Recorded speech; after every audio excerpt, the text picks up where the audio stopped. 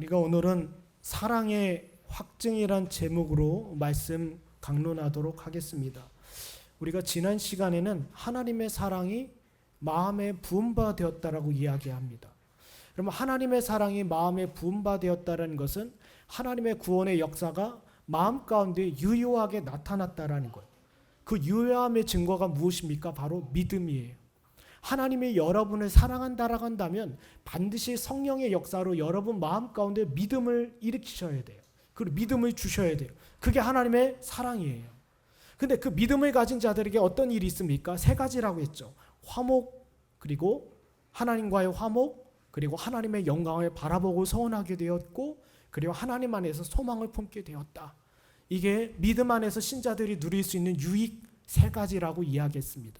그렇다면 오늘 본문에는요, 하나님께서 사랑의 확증에 대해서 이야기했어요. 사랑의 확증. 여러분, 사랑의 확증이란 말은 무슨 말이냐면 약속의 성취를 통해 약속을 입증하셨다라는 거예요. 오늘 제가 확증이란 말, 입증이란 말, 보증이란 말 계속 사용할 겁니다. 한번 주목해 보세요. 여러분, 사랑의 확증이란 것은요, 하나님께서 약속하신 것을 성취함으로 말미암아 입증하시고 확증하시고 보이셨다라는 겁니다.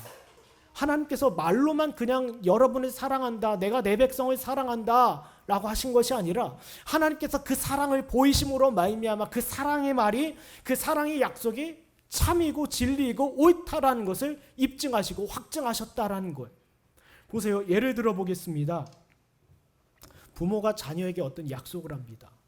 그런데 약속이 성취되기까지는 그 부모의 말이 참인지 거짓인지 자녀는 알 수 없어요.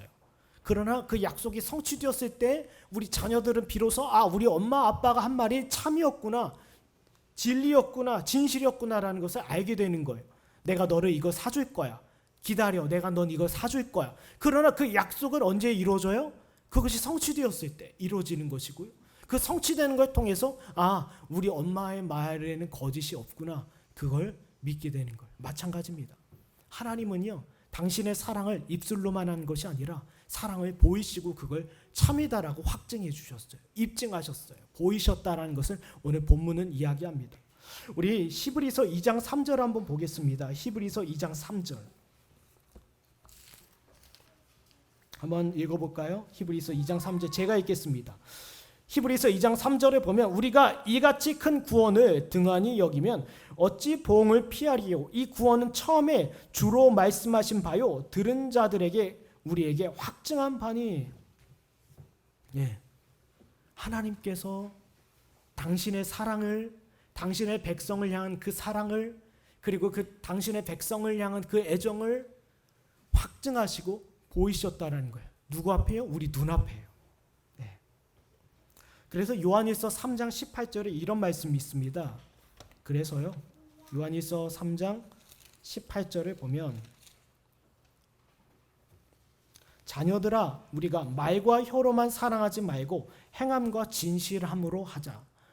주님께서 이 말씀을 하실 수 있었던 이유는 주님께서 그 믿음의 본을, 사랑의 본을 보여주셨기 때문이에요. 사랑하는 자들아, 말과 혀로만 사랑하지 말고 행함과 진실함으로 하자. 왜요? 주님께서 그 사랑을 이미 보여주셨고 확증해 주셨기 때문에 그 말씀을 하실 수 있었던 거예요. 그러면 오늘 본문을 통해서 우리가 얻을 수 있는 교훈은 무엇입니까? 하나님께서 그 사랑을 우리에게 보이시고 확증해 주셨다라고 한다면 우리도 그 사랑 안에서 서로 사랑하는 것이 마땅하다라는 거예요. 여러분, 오늘 이 말씀을 통하여 하나님의 사랑 가운데 순복하는 역사가 있기 원합니다. 하나님께서 나를 사랑하셨다는 그 확증이 믿는 사람들, 믿어지는 사람들은요, 무엇입니까? 그 하나님의 사랑에 내가 굴복하겠다, 순복하겠다라는 거. 하나님의 사랑에 순복한 사람들은 어떠합니까? 그 사랑을 실천할 수밖에 없는 거예요. 여러분 가운데 사랑의 실천의 역사가 일어나기 원합니다. 나는 성격이 이러니까, 저 원수, 저 나쁜 사람이 나에게 어떤 일을 한지 아십니까? 저는 사랑할 수 없습니다. 저는 사랑할 수 없습니다. 그러나 본문은, 그리고 성경은 저와 여러분에게 이야기합니다. 참 그리스도인은 사랑하는 자다라고 이야기. 우리 요한일서 2장 4절 한번 또 찾아보겠습니다. 요한일서 2장 4절을 보면 그를 아노라 하고 그의 계명을 지키지 아니하는 자는 거짓말하는 자요 진리가 그 속에 있지 아니하되. 예.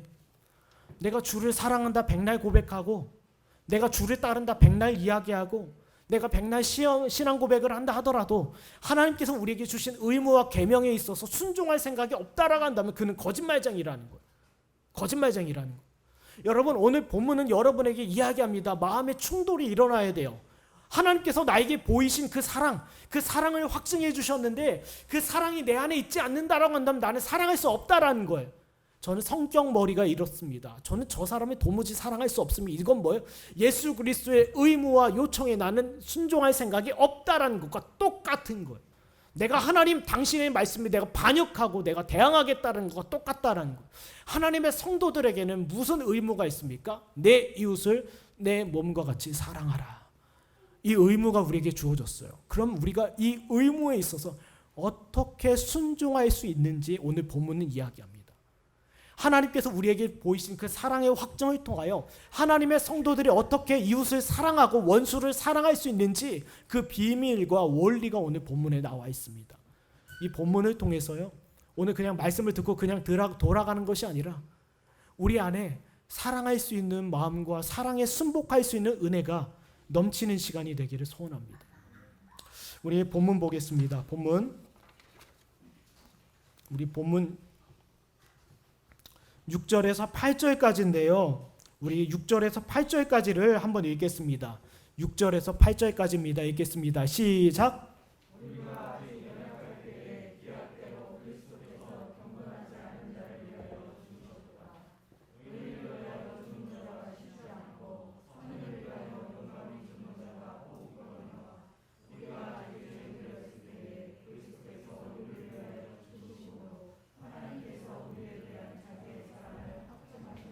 예, 여기 6절에서 8절까지 본문을 보면 우리는 사랑받을 어떤 자격이 있거나 어떤 능력이 있어서 사랑을 받은 게 아니라는 거예요. 기브 앤 테이크가 아니라는 겁니다. 내가 하나님께 이렇게 순종했고 이렇게 헌신했고 그러니 나는 하나님의 사랑을 받을 만한 자격이 있어. 우리 혹시 그 CCM 복음성가 중에 유명한 복음성가 있잖아요. 당신은 사랑받기 위해 태어난 사람. 예, 그 찬양 아시죠? 그럼 사랑받기 위해 태어난 사람, 어떤 자격이나 어떤 조건이 있어서 사랑을 받을 만한 것이 있는 것이 아니라 하나님께서 자격 없는 자에게 사랑을 주셨다라는 것입니다. 오늘 본문 여기 6절에서 8절까지는 그걸 이야기해요. 왜요? 우리 로마서 9장 한번 볼까요? 로마서 9장 25절에서 26절까지를 보면 로마서 9장 25절에서 26절까지 보면 호세아 선지자의 글이 나와 있어요. 보면 호세아의 글에도 이르기를 내가 내 백성이 아닌 자를 내 백성이라 사랑하지 아니한 자를 사랑한 자라 부리리라. 너희는 내 백성이 아니란 그곳에서 살아계신 하나님의 아들이라 일컬음을 받으리라 함과 같으니라. 예. 그럼 우리가 어떤 자격이 있어서 하나님의 사랑을 땡겨 받은 것이 아니라 자격 없는 자들에게 베푼 것이 바로 하나님의 사랑이라는 거예요. 이런 인간적인 사랑은 그럴 수가 없습니다. 인간적인 사랑. 한 사람이 일방적으로만 사랑할 수 있겠습니까? 아니죠. 그럼 인간적인 사랑은 무엇입니까? 네, 내가 사랑을 받았으니 그 사랑을 주는 거예요. 사랑에 대한 화답으로 그 사랑을 주는 겁니다. 내가 사랑을 받지 않고 내가 사랑을 주겠다? 그건 쉬운 일이 아니고 지속될 수 있는 일도 아니에요. 그러나 하나님께서 주신 사랑은 영원하고 변함이 없으며 불변하며 영원토록 유지되는 사랑, 그 사랑을 자격 없는 자들에게 주셨다라는 것입니다. 그럼 보세요.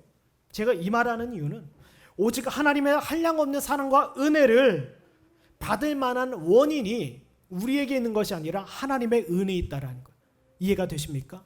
우리가 사랑을 받을 만한 그 원인이 우리에게서 비롯된 것이 아니라 하나님으로부터 시작되어 하나님으로부터 비롯된 것이 바로 사랑이라는 거예요. 본문 6절을 봅니다. 6절을 보면 우리에 대해서 뭐라고 합니까? 연약할 때라고 되어 있어요. 우리가 연약할 때. 그러면 여기 연약하다라는 말은 육신적인 약함을 이야기할 수도 있어요. 사람이 얼마나 약합니까? 예, 몸이 조금이라도 문제가 있으면 바로 기력이 빠지고 힘이 빠지고 아무것도 할 수 없는 것이 바로 인간이에요. 굉장히 인간은 연약합니다. 그러나 여기서 이야기하고 싶은 것은 연약하다란 말은 인간은 죄와 싸워 이길 그 어떤 능력도 없다라는 거. 우리가 도덕적으로 흠없이 살려고 아무리 부지런히 노력하고 애써도 그 죄의 문제로부터 우리는 이길 수가 없는 것, 이길 힘이 아예 우리에게는 없다라는 것을 이야기합니다. 그것이 바로 인간이에요.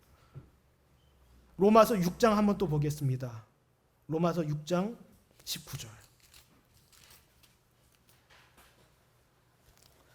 너희 육신이 연약함으로 내가 사람의 예대로 말하노니 전에 너희가 너희 지체를 부정과 불법에 내주어 불법에 이르는 것 같이 이제는 너희 지체를 의에게 종으로 내주어 거룩함에 이르라. 예, 보세요. 여기 서론 19절 서두에 보면 사람의 예대로 말하노니 너희 지체를 부정과 불법에 내주었다라고. 이게 약해요. 연약함을 이야기합니다. 사람이 연약하다는 것은 불법과 부정에 우리 자신을 내주게 되었다라는 거예요. 싸우지 못하고요. 그럼 적군이 쳐들어오면 그걸 막을 힘이 있어야 되지 않습니까? 균이 들어오면 그걸 면역으로 막아야 되지 않아요? 그러나 막을 힘이 우리에게 없다라는 거예요. 불법과 부정한 일이 우리에게 닥쳤을 때 우리는 그걸 막을 힘이 아예 없었던 것이 바로 모든 인간이, 그것이 사람입니다. 그것이 사람이에요. 우리가 문명화된 사회에서 인격적이고 도덕적으로 어떤 법이란 테두리 아래서 살아가죠. 그렇죠? 그러나 그 사람이 어떤 결정적인 순간이 찾아왔어요. 무인도에 던져졌습니다. 어떤 황량한 섬에 던져졌어요. 그럼 그 사람은 생존을 위해서 다른 사람의 것을 뺏을 수밖에 없고 그리고 해야 할 수밖에, 그게 인간의 본성이고 본질이에요. 왜요? 약하기 때문에.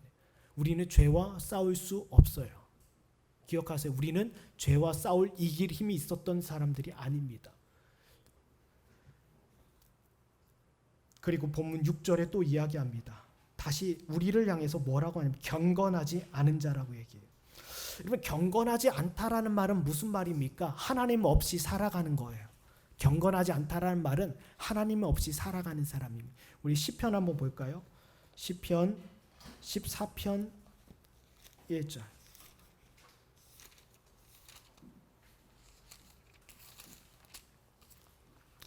(1절에) 보면 시편 14편 1절에 보면 어리석은 자는 그의 마음에 이르기를 하나님이 없다 하는도다. 그들은 부패하고 그 행실이 가증하니 선을 행하는 자가 없도다. 예, 보세요.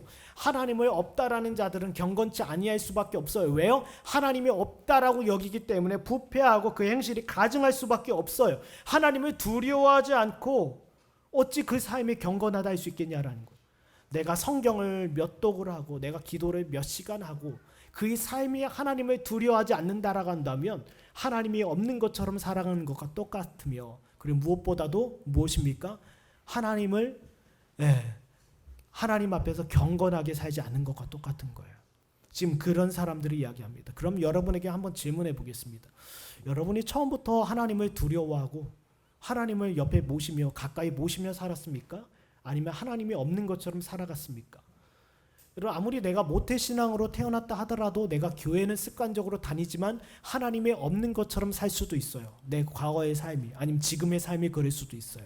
그리고 내가 모태신앙이 아니었다 하더라도 교회 어느 순간부터 다니기 시작했어요. 그러나 그 전의 삶은 어떠합니까? 하나님 없이 살아갔다라는 거예요. 이 말은 경건하지 않았다라는 겁니다. 세상 천지에 내가 어린 시절부터 경건해서 하나님을 섬긴 사람이 없겠으며, 세상 천지에 어린 시절부터 죄와 싸울 수 있는 강함이 있었던 사람 없다라는 겁니다. 인간이 태어났을 때 어린 아기가 아무 면역도 없고 아무 자기를 보호할 수단이 없는 것처럼 인간은 연약하고 인간은 하나님의 보시기에 경건하지 않아요. 그것이 바로 저와 여러분입니다. 그리고 본문 또 보겠습니다. 본문 이어서 8절에 보면 뭐라고 합니까? 우리가 아직 죄인 되었을 때라고 이야기합니다. 죄인 되었을 때. 여러분, 죄인 되었다라는 말은요, 로마서 3장 12절입니다. 한번 볼까요? 로마서 3장 12절. 죄인 되었다라는 말은 다 치우쳐 함께 무익하게 되고 선을 행하는 자가 없나니 하나도 없도다. 여러분, 죄인 되었다라는 말입니다. 이것이요. 여러분, 태양이 빛을 본질로 삼고 있어요. 지난 수요일에 말씀드렸대요. 태양이 빛을 본질로 삼고 있어요. 마찬가지로 모든 인간의 본질은 죄입니다. 인간은 죄를 본질로 삼고 살아가는 존재예요. 네, 그런 존재입니다. 그래서요, 우리는 쫓겨난 거예요. 에덴 동산에서 왜 쫓겨났겠습니까? 죄를 본질로 삼는 자들과 거룩을 본질로 삼는 하나님 사이에 어찌 함께 계실 수 있었겠냐라는 거예요. 하나님은 거룩을 본질로 삼고 계십니다. 그 하나님과 죄를 본질로 삼고 있는 인간이 함께 있을 수 없는 걸, 그래서 쫓겨난 겁니다. 그럼 인간이 하나님과 함께하기 위해서는요, 이 거룩함을 본질 입어야 돼요. 이 거룩한 성질을 힘입어야 돼요. 그것이 중생이고 그것이 거듭남입니다. 여러분이 하나님과 함께하기 위해서는 반드시 여러분에게 거룩한 성질이 여러분 마음 가운데 심겨져야 돼요. 그런데 지금 이 시간 하고 싶은 이야기는 세 가지입니다. 인간은 세 가지의 습성을 지니고 있다라는 거예요. 연약하다, 경건하지 않다, 그리고 죄인되었다. 이런 자들이 바로 인간이에요. 모든 사람이 죄를 범하였다라는 말 안에 들어가는 겁니다. 모든 사람이. 그러나 이 사람들을 위해서 주님께서 당신의 사랑을 확증하시고 보이셨어요. 누구를 통해서? 아들을 통해서요. 네, 본문 8절에 나와 있죠. 아들을 통해서, 그냥 아들도 아니고 그 아들을 죽이심으로 말미암아 저와 여러분을 향한 그 사랑을 확증하셨어요. 구약시대 때 보세요. 창세기에 보면 뭐라고 있습니까? 주님께서요. 남자 아담과 하와가 죄를 범하자마자 주님께서 약속하셨죠. 여자의 후손을 약속하셨어요. 그리고 가죽옷을 지어 입히셨어요. 그리고 약속하셨어요. 내가 너희를 위하여 메시아를 보낼 것이다. 선지자들과 구약의 수많은 사람들을 통해서 가르쳐 주셨어요. 이 말은 곧 뭡니까? 나는 너희를 사랑한다라는 거예요. 너희 중에 몇 사람을 택하여 나의 은혜를 베풀겠다, 구원을 베풀겠다, 사랑을 이야기했어요. 그러나 그 사랑이 그리스도의 죽으심으로 말미암아 확증되고 입증되고 보여주었다라는 거예요. 본문은 그걸 이야기합니다. 근데 본문 7절에 이런 사람이 있어요. 예수 그리스도의 죽으심을 우습게 여기는 자들이 있습니다. 뭐라고 합니까?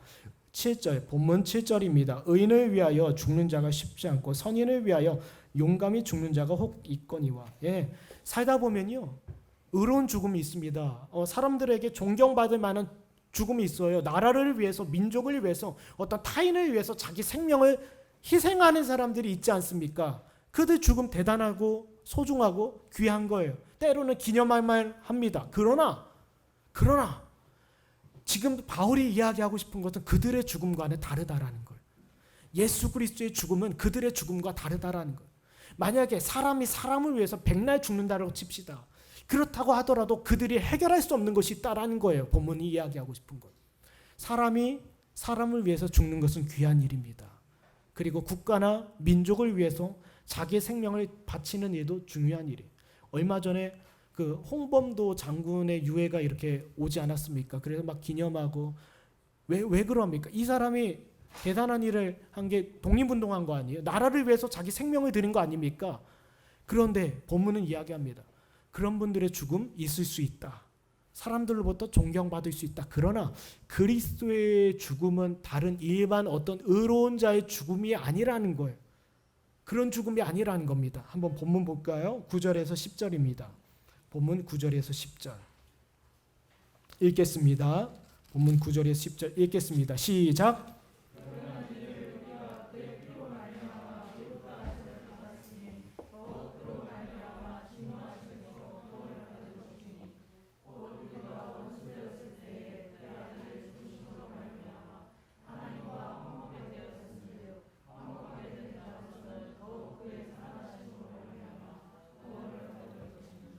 바로 이거예요.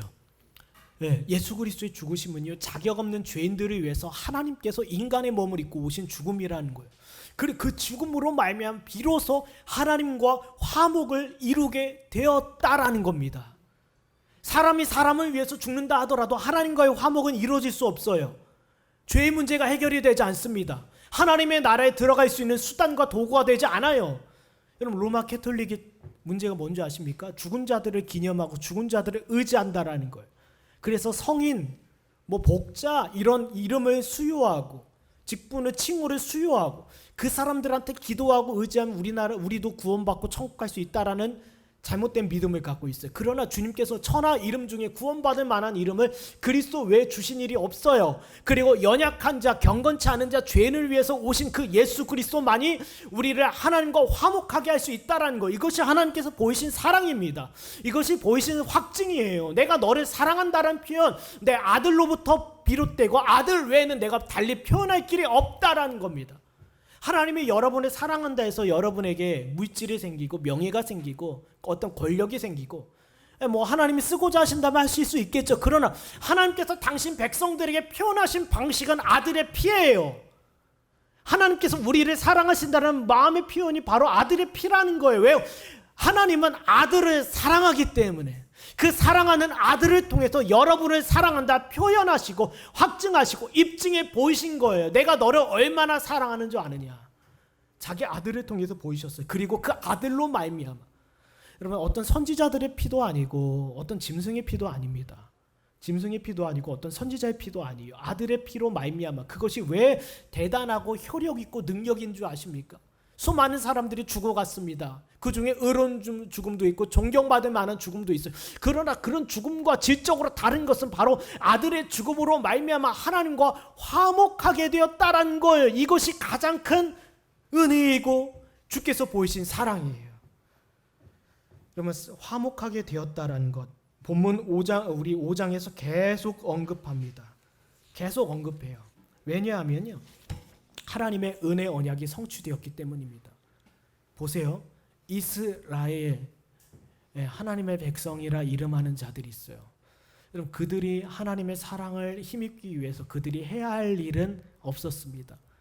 하나님께서 약속하셨고 그 은혜 언약이 성취됨으로 말미암아 이제는 아담과 하와가 에덴 동쪽으로 쫓겨났으나 이제는 그들이 돌아올 수 있는 시온의 대로를 열어주셨어요. 시편 84편 5절에 이야기하죠. 시온의 대로, 하나님과 다시 화목할 수 있는 길을 하나님께서 친히 여셨단 말이에요. 이게 놀라운 사건입니다. 예. 왜 아들의 피여야만 했겠습니까? 그리스도의 죽으심으로 말미암아 하나님의 공의가 충족되었고 하나님의 진노가 진정되었는데, 근데 본문 마지막 끝에 보면요, 10절 마지막에 보면 그의 살아나심으로 말미암아 구원을 받은 것이라고 딱 부활에 대해서 단서가 딱 들어가 있어요. 이게 왜 그러냐면요, 보세요. 제가 지난 시간에 이야기했죠. 대제사장이 백성의 죄를 가지고 1년에 한 번씩 그 죄를 속죄하기 위해서 지성소에 들어갔습니다. 그러나 그 대제사장이 흠이 있거나 하나님께서 그 백성의 죄를 용서해 주시지 않았다라고 한다면 대제사장 그 자리에서 죽임을 당하고 허리춤에 연결된 밧줄로 인해서 이렇게 밖에 사람들이 끄집어내서 나올 수 있었어요. 그만큼 하나님 앞에 서는 것은 두렵고 떨리는 일이었습니다. 그러나 대제사장이 그 지성소에서 살아서 나온다라고 한다면 곧 무슨 뜻이겠습니까? 하나님께서 우리의 죄를 용서해 주셨구나. 하나님과 우리와의 사이에 이제 비로소 화목이 이루어졌구나. 온 백성이 기뻐하고 축하하고 즐거워했어요. 이 말입니다. 바로 그리스도께서 죽으셨다는 것은 하나님께서 우리와 화목하게 하셨다는 것, 죄인과 하나님 사이에 화목이 이루어졌다는 것인데 그 화목을 증명한 사건이 부활이에요.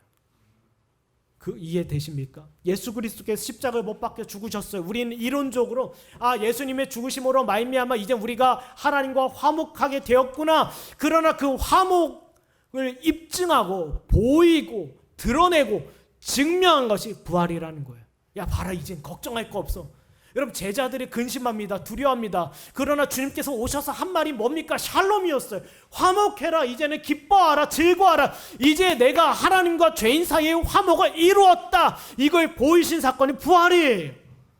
십자가를 통해서 하나님과 죄인 사이의 화목이 이루어졌어요. 그렇죠? 그러나 그 화목을 보증하고 확증한 것이 바로 부활이라는 거예요. 그래서 부활이 중요합니다. 부활이 없었다라고 한다면 그걸 확증할 것이 없어요. 보증할 것이 없었던 거예요. 그러나 그리스도께서 다시 사심으로 말미암아 야, 걱정하지 마. 내가 내 피로 말미암아 분명히 하나님의 공의가 충족되었고 하나님의 진노가 진정되었으니 내 피로 말미암아 이루어졌으니 걱정하지 마. 이게 바로 부활이라는 겁니다. 그래서 사람들은 기뻐하고 즐거워하는 거예요.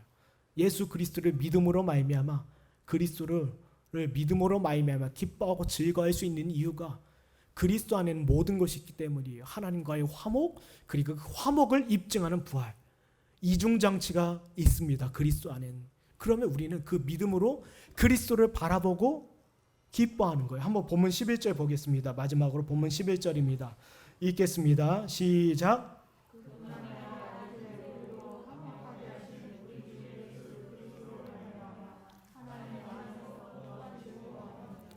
그럼 우리가 성탄이 되면요, 누가복음 2장 14절에 많이 암송합니다. 성탄이 되면요, 누가복음 2장 14절인데, 지극히 높은 곳에는 하나님께 영광이요 땅에서는 하나님의 기뻐하신 사람들 중에 평화로다. 예.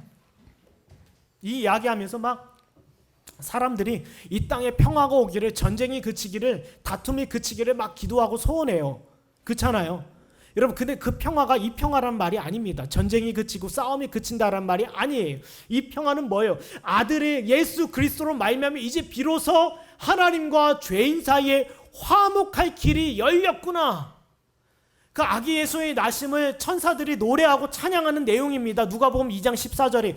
그런데 천사들이 무엇을 노래하고 찬양하고 기뻐했습니까? 이제는 아들로 말미암아 비로소 하나님과 죄인 사이에 화목할 길이 열렸구나. 그걸 이야기하는 거예요. 그러면 창세기 45장에 보면 무슨 사건이 나면 요셉과 그 형들 이야기가 나옵니다. 근데 그 형들은 요셉이 이집트 총리가 된지를 몰랐어요. 몰랐는데 그 형들은 자꾸 이집트 총리가 자기들에게 이렇게 누명을 씌우고 자기들을 자꾸 괴롭게 하고 못 살게 구니까 힘들어해요. 그때 형들 중에 하나 유다가 뭐라고 합니까? 우리가 지금 이집트 총리로부터 고통을 받는 이유는 우리가 과거에 우리 동생 요셉에게 했던 죄 때문이다. 자신들의 죄를 깨닫고 아파하고 슬퍼해요. 자신의 죄를 깨닫고 아파하고 슬퍼해요. 그 형들의 모습을 보고 요셉이 이제 자신의 정체를 드러냅니다. 형들을 향해서 울지 말라고 해요. 내가 요셉이다. 하나님께서 이 일을 위해서 나를 구별하셨다라고 얘기해요. 이제 요셉과 형들 사이에 화목이 이루어졌습니다. 그 전까지는 요셉의 형들은 두려워했어요. 이집트 총리가 요셉인 줄 모르고 이 이집트 총리가 우리를 이제는 잡으려고 하는구나. 우리를 사로잡으려고 하는구나. 이제는 우리 동생 베냐민까지도 우리를 잃게 되었구나라고 두려워하고 걱정해요. 그런데 그들이 죄를 깨닫고 과거에 우리가 요셉에게 행한 죄 때문에 하나님으로부터 심판을 받는다라는 두려움으로 그 심령이 낮아지고 겸손해지자 이젠 비로소 요셉은 자신의 정체를 드러내고 이젠 비로소 화목이 이루어져요. 이집트 총리와 그리고 요셉의 형들 사이에. 마찬가지입니다. 여러분, 분명히요, 죄에 대한 고민과 두려움이 있다라고 한다면 반드시 이 고민이 있어야 돼요. 여러분 가운데. 하나님과 나는 지금 화목하지 못하다. 그럼 제가 아는 분은요, 그 죄에 대한 고민과 두려움이 얼마나 크냐면요, 한 아이의 아버지예요. 한 아이의 아버지인데 그 두려움과 고통이 얼마나 큰지 그 스스로 자기의 목을 매려고요, 이렇게 넥타이로 이렇게 집에 자기 와이프하고 자녀가 잘 때 이렇게 매달았어요. 나는 떠나야겠다. 나는 답이 없다. 그분이 누군지 알아요? 그분이 목사님이에요. 목사님이에요. 큰 교회를 맡았어요. 그런데 자기는 이 많은 사람들을 이끌고 소위 가나안 땅으로 갈 능력이 없는 거예요. 가나안 땅으로 갈 용기가 없는 거예요. 옆에 있는 자기 아내와 자기 자녀를 보면, 어린 자녀를 보면서 내가 과연 이들을 하나님의 나라로 인도할 수 있는 자격이 있을까? 나는 죄 많은 사람이고 나는 불법의 종이고 내 안에 구원의 은혜가 없는데 내가 어찌 이들을 이끌 수 있을까라고, 이럴 바엔 내가 죽는 게 낫겠다. 자기 목을 매달리려고 했어. 그러나 하나님의 놀라운 은혜로 그 넥타이가 끊어져 버린 거예요. 그리고 거기서 막 사모님과 함께 붙잡고 울었다라는 거예요. 그리고 나서 시간이 좀 지난 후에 하나님께서 그의 심령 가운데 비로소 구원의 은혜를 베푸셨어요. 목사였지만 구원의 은혜가 없었던 거예요. 한평생 많은 성도들을 이끌고 천국으로 갈 자격이 없었던 거예요. 그런 그에게 하나님께서 죄를 깨닫게 하고 아파하게 하고 결국 비로소 그 안에 하나님과의 화목이 이루어진 거예요. 탕자가 언제 아버지와 화목이 이루어진 줄 아십니까? 자신의 죄를 깨닫고 아버지께로 돌아갔을 때 하나님과의 화목이 이루어진 거예요. 오늘 본문에서 교훈하는 것은 한 가지입니다. 우리가 어떤 존재였냐는 거예요. 어떤 존재냐는 거예요. 연약할 때, 그리고 경건치 않을 때, 죄인 중에 한 사람이었을 때, 이것이 우리의 신분이고 우리의 이름표였어요. 이름표였단 말이에요. 이것을 깨닫는 자들은 하나님의 사랑을 힘입게 되고 비로소 하나님과 화목하게 된다라는 것입니다. 그럼 오늘 이 본문을 통해서 우리에게 주시는 교훈이 있습니다. 왜 하나님께서 자기 사랑을 아들을 통해서 보이셨냐라는 거예요. 선지자들을 통해서 하실 수도 있는 일이고 천사들을 통해서 하실 수 있는 일이고. 네, 지금 여러분 주변에는 여러분의 자녀들이 있습니다. 여러분 자녀들 얼마나 사랑스럽습니까? 부모에게 있어서 자녀는 전부입니다. 부모에게 있어서 자녀는 전부이고요. 가장 소중한 보물이에요. 그런데 우리 하나님도 당신의 아들이신 예수 그리스도를 향한 감정이 우리와 같았으면 같았지 다르진 않았어요. 하나님이시니까 까짓 거 그 아들 그냥 들이실 수 있었지 십자가에 달게 하실 아니에요. 하나님께서는 십자가에 달리신 그 아들을 보면서 아파하셨어요. 왜요? 사랑하니까. 여러분 부모가 자식이 죽어가는데 그걸 두 눈 뜨고 볼 부모가 세상에 있겠어요? 이번에 아프가니스탄 사건 아시죠? 아프가니스탄 이제 탈레반에 의해서 아프가니스탄이 완전 장악되는데 그 와중에 부모들은 자기 자식이라도 살리기 위해서 어떠합니까? 막 미군이나 연합군 군인한테 자기 자식을 막 주지 않아요? 내 자식이라도 데리고 가달라고. 그게 부모의 마음이에요. 부모의 마음이에요. 네. 그럼 그 마음 하나님도 똑같은 마음을 품고 계셨다라는 거예요. 내가 너희를 사랑하고 내가 너희를 얼마나 사랑한 줄 아느냐? 내가 사랑하는 내 아들을 줄 만큼 나는 너희를 사랑한다. 그걸 입증해 보이신 것이 바로 아들의 죽음이에요. 네. 그리고 그 아들만 다른 사람도 아니에요. 다른 이름도 아닙니다. 아들에게만 모든 인류의 죄의 짐을 감당하게 하셨어요. 네. 그게 하나님이십니다. 그게 하나님이셔요. 그러면 보세요. 자격 없는 나에게 하나님께서 당신의 모든 사랑을 쏟으셨다라고 한다면 우리가 무슨 생각을 가져야 합니까? 네. 우리가요 자격이 없다라는 것이 가장 먼저 생각이 날 거예요. 나는 자격이 없는데. 제가 본문 서론에 얘기했죠. 난 자격이 없는데. 여러분 자격이 없는 자에게 사랑을 주셨다라는 것은 무엇입니까? 나는 그 사랑을 힘입어 다른 사람을 사랑할 수 있다라는 거예요. 사랑할 수 있다라는 겁니다. 네. 여러분 세상에서 가장 불행한 사람이 뭔지 아십니까? 죽는 날 그 순간까지 미움과 다툼으로 가득한 사람이에요. 여러분 시간이 지남에 따라 연세 드심에 따라 여러분의 마음이 어떠합니까? 더 고집스러워지고 더 강팍해지고 사랑하기보다는 반대로 미워하기를 앞서는다고 한다면 얼마나 그 인생이 불행하겠냐라는 거예요. 여러분 하나님께서 주신 사랑을 한번 묵상해 보십시오. 그럼 그 사랑을 알게 된다면 내가 어떤 존재인지를 먼저 깨닫게 돼요. 그러면 내가 어떤 존재인지 깨닫게 된다고 한다면 하나님의 사랑을 깨닫고 그 사랑을 전할 수밖에 없을 거예요. 우리 요한일서 한번 보겠습니다. 요한일서 3장 16절. 요한일서 3장 16절. 그가 우리를 위하여 목숨을 버리셨으니 우리가 이로써 사랑을 알고 우리도 형제들을 위하여 목숨을 버리는 것이 마땅하니라. 여기 형제라고 이야기합니다. 그 형제는 누구를 이야기합니까? 교회 안에 있는 믿음의 지체들이에요. 그 믿음의 지체들의 형편과 사정을 돌보고 그 형제를 사랑하는 것이 마땅하다라는 거예요. 우리의 이웃은 누구게 있습니까? 성도지 않습니까? 하나님의 성도들, 교우들 아니겠습니까? 근데 보세요. 요한일서 4장 7절 8절. 요한일서 4장 7절과 8절. 사랑하는 자들아 우리가 서로 사랑하자. 사랑은 하나님께 속한 것이니 사랑하는 자마다 하나님으로부터 나서 하나님을 알고, 이 말은 곧 뭡니까? 하나님의 사랑을 힘입는 자, 하나님의 사랑이 마음에 부음받은 자, 그런 사람들만 사랑을 할 수 있다라는 거예요. 8절에 사랑하지 아니한 자는 하나님을 알지 못하나니 이는 하나님은 사랑이심이라. 여러분 보세요. 하나님의 사랑을 힘입는 사람만이 그 사랑을 실천할 수 있어요. 하나님의 사랑을 힘입는 사람은 누구입니까? 나는 자격 없는 존재인데 하나님께서 나에게 은혜를 베푸사 그 사랑을 힘입게 하셨구나. 그럼 제가 한 이야기를 한번 해주겠습니다. 예전에 있었던 일이에요. 어떤 분이 저한테 상담을 하러 왔습니다. 상담을 하러 왔어요. 그 남편이 바람을 펴요. 그래서 그 집사님의 마음을 괴롭게 합니다. 자녀들이 있음에도 불구하고 남편이 자꾸 바람을 피는 거예요. 그래서 제게 찾아왔습니다. 어떻게 했으면 좋겠습니다. 당장이라도 이혼하고 싶습니다. 그 사람을 보면 마음 가운데 죽이고 싶은 마음이 계속해서 일어납니다. 라고요. 근데 제가 해드릴 수 있었던 처방은 무엇인 줄 아십니까? 이혼하라? 그것보다도요.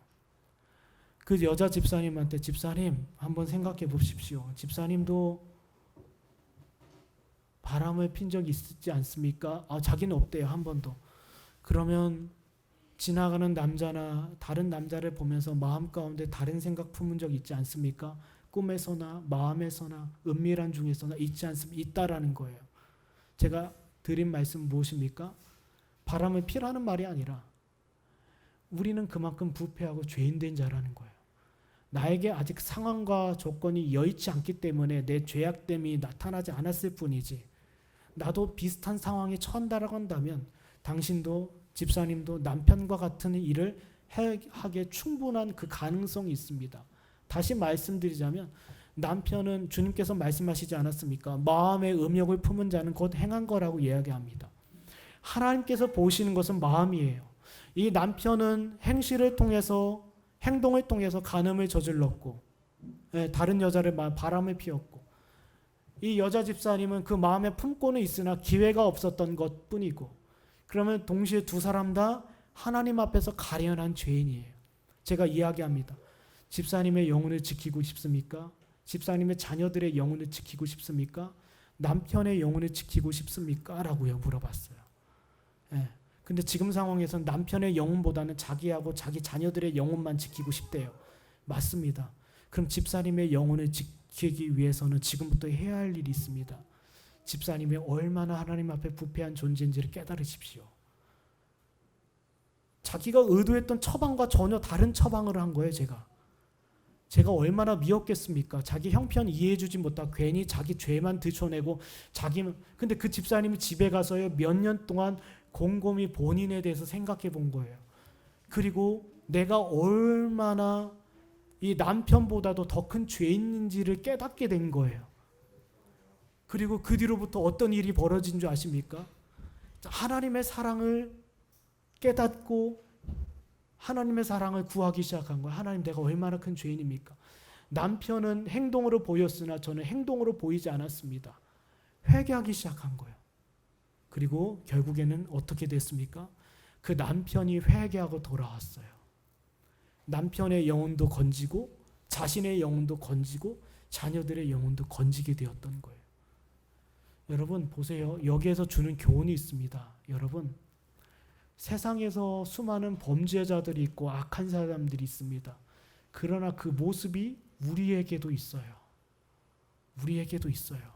아직 우리에게는 기회가 없을 뿐이지, 내게는 힘이 없을 뿐이지, 내겐 돈이 없을 뿐이지, 내겐 시간적 여유가 없을 뿐이지, 나도 그 모습을 나도 갖고 있을 수 있어요. 나도 그렇게 저지를 수 있고. 보세요. 세상에 보면 수많은 흉악범들이 있습니다. 세상에선 죽어 마땅하다라고 생각해요. 그런데 여러분이 그 흉악범들 그리고 그 악한 사람들처럼 그 가정에서 그 환경에서 자라고 태어났다라고 한다면 우리도 그들의 모습을 가질 수 있는 거예요. 그러나 하나님께서 여러분을 사랑하시고 여러분에게 은혜를 베푸셔서 여러분의 죄를 깨닫게 하시고 여러분으로부터 하나님의 사랑을 알게 하셨다라는 거예요. 그럼 그 사랑을 아는 자, 그 사랑을 믿는 자, 그 사랑을 바라는 자는 두 가지 깨달음이 있어요. 나도 죄인이다. 나는 자격이 없구나. 나도 죄인이구나. 동시에 내가 누구를 지적질하고 비판할 자격이 없구나. 물론 하나님의 말씀에서 떠났다라고 한다면 그를 사랑하는 마음에서 그거 잘못된 가르침입니다. 그건 잘못된 길입니다라고 권면하고 책망할 수는 있어요. 그러나 그 권면과 책망 다 사랑에서 비롯된 거 아닙니까? 여러분의 자녀가 잘못된 길로 가고 있어요. 이단적인 가르침에 빠져 있습니다. 그럼 회초리 들지 않겠어요? 시편 23편에 주의 사망의 음침한 골짜기에 있는 성도들을 향해서 주께서 막대기와 지팡이를 드셨다라고 해요. 왜요? 사랑하니까 때리는 거예요. 잔소리하는 거예요. 뭐라고 하는 거예요. 사랑하니까. 여러분이 주의 교회에서요, 교회를 섬기고 하는 데 있어서 솔직히 교일보다 우리 직장일, 내 개인적인 일이 더 소중할 때가 많아요. 소중할 때가. 근데 제가 그랬어요. 제가 사역할 때 제가 연애를 했거든요. 지금 아내와 연애를 했는데 사람의 마음이라는 게 연애를 하다 보니까 주의 일이 뒤로 가게 되는 거예요. 그때 하나님의 무시무시한 책망을 받았어요. 저는 이거 누구한테도 얘기 못합니다. 무시무시한 책망을 받았어요. 네. 그 책망을 여러분이 받았다라고 한다면 여러분은 아마도 굉장히 어렸을 거예요. 무시무시한 지옥과 같은 형벌을 받았어요, 제가. 그리고 여러분에게 권면하는 겁니다. 여러분, 하나님의 사랑, 하나님보다 더 높은 걸 두지 마세요. 네, 하나님보다 더 높은 걸. 그러면 여러분 가운데 만약에 하나님보다 더 어떤 누군가를 의지하고 따르게 된다면 반드시 책망이 있을 거예요. 그러나 그 책망이 필요합니다. 그것이 바로 사랑이기 때문에, 관심이기 때문에. 네.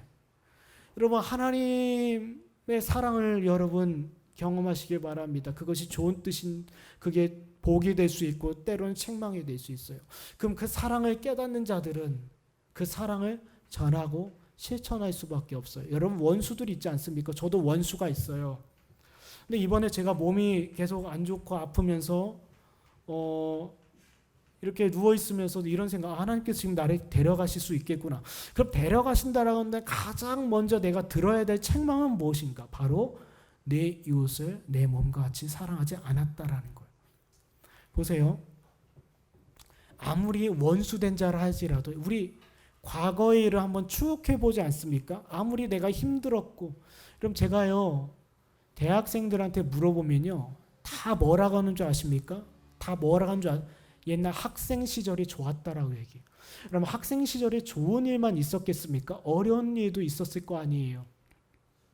직장인들한테 물어봅니다. 언제가 좋습니까? 언제로 돌아가고 싶습니까? 저요? 대학 시절이요. 청년 시절이요. 그때로 돌아가고 싶습니다. 그때 항상 좋은 일만 있었겠습니까? 어려운 일도 있었을 거예요. 그러나 시간 지나다 보니까 미운 사람도 추억으로 남고 기억으로 남게 되고, 여러분, 사람이라는 건 결국 지나갑니다. 지나가는 가운데 하나님께서 우리에게 요구하시고 말씀하신 건 뭐예요? 내 이웃을 내 몸과 같이 사랑하래요. 너희가 그 사랑을 마음 가운데 힘입었다라고 한다면 너희가 진정으로 너희가 자격이 없는 자, 연약하고 부패하고 내가 경건치 않았고 내가 하나님 앞에서 죄인으로 살았구나, 이걸 깨닫는 자는 반드시 어떠합니까? 반드시요, 하나님의 사랑을 힘입을 수밖에 없어요. 그럼 사랑을 힘입은 자는 어떠합니까? 원수가 있습니까? 대적자가 있습니까? 아니죠. 그들을 사랑해요. 여러분, 탕자가 돌아왔습니다. 탕자가 돌아오고 나서 그의 대적이 있습니다. 그 대적은 그의 형이에요. 형이 핀잔을 하고 대적합니다. 그러나 그 형을 미워할 수 없었어요. 왜요? 자기는 자격 없는 자라는 것, 아버지 앞에서 나는 자격 없는 죄인의 품꾼의 하나라는 것을 깨달았기 때문에 형을 미워할 수 없었던 거예요. 마찬가지입니다. 여러분, 누굴 미워하고 누구를 원수로 삼겠습니까? 여러분은 어떤 존재이십니까? 아무리 원수로 삼고 싶은 그 마음이 내게도 있어요. 내게도 있어요. 저 얼마 전에 또 상담을 제가 누워있는데 자꾸 연락이 와서 받으니까 어떤 여자 집사님이 남편이 도박을 합니다. 근데 제가 얘기했어요. 도박 그치게 하기 위해서는요, 그 교회 목사님한테 얘기하시고요, 사람들한테 다 소문내세요 라고 얘기했어요. 그리고 집사님, 남편을 미워하지 마세요. 남편이 왜 도박을 하고 왜 돈을 벌려고 하겠습니까? 가족을 위한 거 아닙니까? 가족을 위한 거 아니에요. 결국 돈 좀 벌어서 우리 자녀를 위해서. 요즘에 도박이란 표현보다도 이게 더 좋을 것 같아요. 요즘에 가상화폐이지 않습니까? 거기에 빠진 거예요, 남편이. 근데 그 여자 집사님한테, 집사님도 돈 사랑하지 않습니까? 그렇대요. 남편도 같은 마음입니다. 남편을 사랑하고 대신 그 악한 일을 멈출 수 있도록 목사님께 말씀드리고 지도를 받으세요. 그 일을 계속해서는 안 됩니다. 그러나 무엇보다도 남편이 가지고 있었던 돈에 대한 욕망과 돈을 얻고자 하는 그거 집사님에게도 있어요. 하나님 앞에 무릎 꿇고 하나님 앞에 도움을 구하세요 라고 말씀드렸습니다. 여러분, 미워할 사람 없고 시기할 사람 없고 질투할 사람 없습니다. 결국 하나님 앞에 서보세요. 다 똑같아요. 다 똑같습니다. 세상에서 제가 앞서 말씀드린 것처럼 세상에서 가장 불행한 사람이 죽는 날까지 누구를 미워하고 증오하고 가는 사람이에요. 하나님 앞에서 그 책망 어떻게 받겠습니까? 하나님 앞에서 그 책망 어떻게 받겠냐라는 겁니다. 사랑하는 여러분, 주님께서 자격 없는 자들에게 하나님의 유일한 분, 자기 아들을 주셨어요. 그럼 그 사랑을 깨닫는 자는 그 사랑을 전할 수밖에 없다라는 것입니다. 아무쪼록 이제 명절이 다가오고요. 그 은혜가 여러분 가운데 있기를 원합니다. 여러분의 충동질하는 분인나 같은 사람 있잖아요. 있어요. 그러나 제가 수요일에 말씀드린 것처럼 심판하시는 분은 하나님이십니다. 공의로서 칼을 드시고 심판하시는 분은 하나님이셔요. 여러분이 이웃을 사랑하고 누군가를 사랑하고자 하는데 그 사람이 여러분을 계속 대적하고 여러분에게 반박하고 여러분을 싸우려고 합니까? 공의의 손길은 하나님께서 드실 것이기 때문에 여러분이 들 필요가 없어요. 여러분에게 주어진 의무는 심판하고 판단하는 것이 아니라 우리에게 주신 의무는 사랑하라는 것입니다. 아무쪼록 이 은혜가 여러분 가운데 있기를 간절히 축원합니다. 기도하겠습니다.